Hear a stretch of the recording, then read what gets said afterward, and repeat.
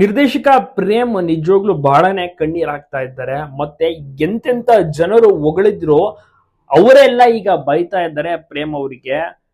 ಕೆಡಿ ಚಿತ್ರದಲ್ಲಿ ಶಿವನೇ ನಿನ್ನ ಆಟ ಬಲ್ಲವರು ಯಾರ್ಯಾರು ಅಂತ ಒಂದು ಸಾಂಗ್ ಅನ್ನ ಕೇಳಿರ್ತೀರಾ. ಎಂತ ಒಂದು ಒಳ್ಳೆ ಬ್ಯೂಟಿಫುಲ್ ಸಾಂಗ್. ಆದ್ರೆ ಅದೇ ಚಿತ್ರದಲ್ಲಿ ಸೆರಗ ಸರ್ಸೆ ಸೆರಗ ಅಂತ ಒಂದು ಪೋಲಿ ಹಾಡನ್ನ ಬರೆದಿರ್ತಾರೆ. ಅದು ತೀರಾ ಟೀಕೆಗೆ ವ್ಯಕ್ತವಾಗ್ತಿದೆ. ಜನರಂತೂ ಸಿಕ್ಕಾಪಟ್ಟೆ ಆಕ್ರೋಶದಿಂದ ಉಗಿತಾ ಇದ್ದಾರೆ. ಸೊ ಇದನ್ನೆಲ್ಲ ಕೇಳಿಸ್ಕೊಂಡಂತ ಪ್ರೇಮ್ ಅವರು ಮಾತನಾಡ್ತಿಲ್ಲ, ಕಂಪ್ಲೀಟ್ ಅವರು ಸೈಲೆಂಟ್ ಆಗಿ ಕುತ್ಕೊಂಡ್ಬಿಟ್ಟಿದ್ದಾರೆ. ಏನ್ ರಿಯಾಕ್ಟ್ ಮಾಡಬೇಕು ಅಂತ ಕೂಡ ಗೊತ್ತಿಲ್ಲ. ಫಸ್ಟ್ ಟೈಮ್ ಈ ರೀತಿ ಎಲ್ಲ ಇವ್ರು ಈ ತರ ಬೈಸ್ಕೋತಾ ಇರೋದು ಜನರ ಹತ್ರ ಎಲ್ಲ. ಟೀಕೆ ವಿವಾದಕ್ಕೆ ಕಾರಣ ಆಗ್ತಿರೋದು.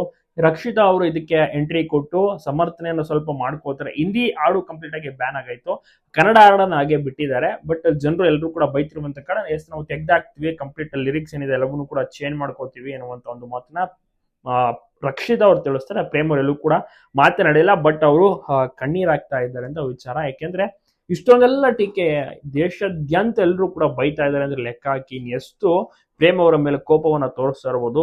ಅದೇ ಇಷ್ಟಪಟ್ಟಂತ ಜನರು ಎಲ್ಲರೂ ಕೂಡ ಸೇರಿ ಒಮ್ಮೆಲೆ ಪ್ರೇಮ್ ಅವ್ರಿಗೆ ಬೈತಿದ್ದಾರೆ. ಅವ್ರಿಗೆ ತುಂಬಾನೇ ನೋವಾಗಿದೆ, ಕಣ್ಣೀರ ಆಗ್ತಾ ಇದ್ದಾರೆ. ಬಟ್ ಏನು ಮಾಡಕ್ ಆಗಲ್ಲ, ಅವ್ರು ಬೇಕಂತಲೂ ಸಹ ಮಾಡಿರೋದಿಲ್ಲ. ಬಟ್ ಅವರು ಬರುವಂತ ಟೈಮ್ಲೂ ಕೂಡ ಇದು ಅರ್ಥ ಮಾಡ್ಕೋಬೇಕಾಗಿತ್ತು. ಯಾಕೆಂದ್ರೆ ಇದು ನೆಗೆಟಿವ್ ಆಗಿ ಪುಟ್ಟ ಆಗುತ್ತೆ. ಇದನ್ನ ಯಾರು ಕೂಡ ಜನರು ಒಪ್ಪೋದಿಲ್ಲ. ಪೊಲೀಸ್ ಸಾಂಗ್ ಇದಾಗಿರುತ್ತೆ, ತುಂಬಾನೇ ಕೆಟ್ಟದಾಗಿ ಸಾಹಿತ್ಯ ಎಲ್ಲವೂ ಕೂಡ. ಸೊ ಹೀಗಾಗಿ ಎಲ್ಲರೂ ಕೂಡ ಬೈತಾ ಇದ್ದಾರೆ.